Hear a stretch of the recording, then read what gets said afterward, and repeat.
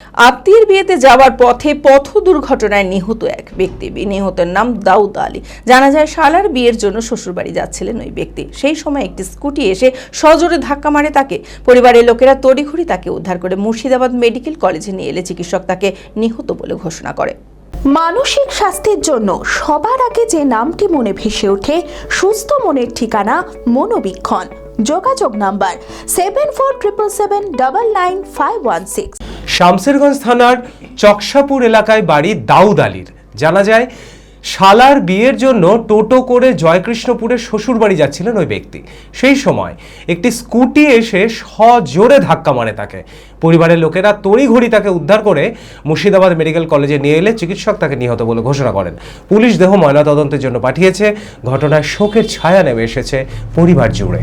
ও বাড়ি থেকে ওর শালার কালকে বিয়ে ছিল, মানে আগামীকাল।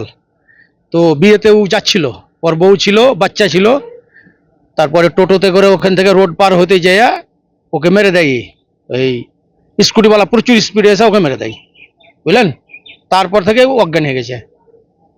তারপর এখানে হসপিটাল এসে ডেথ হয়ে গেছে রাত্রে 2টা। খোলা আকাশ অনেক তারার মাঝে, রামধনু রঙে যেখানে সবাই সাজে সাজে। নামি হোক কিংবা দামি, পেয়ে যাবে সব রকমই। ছোট হোক কিংবা বড়, কেনাকাটা হোক আরো আরো। নতুন ফ্যাশনে নতুন tradition, Libas family store. Libas Libas Libas family store. Libas কাতাই বহরমপুর মুর্শিদাবাদ।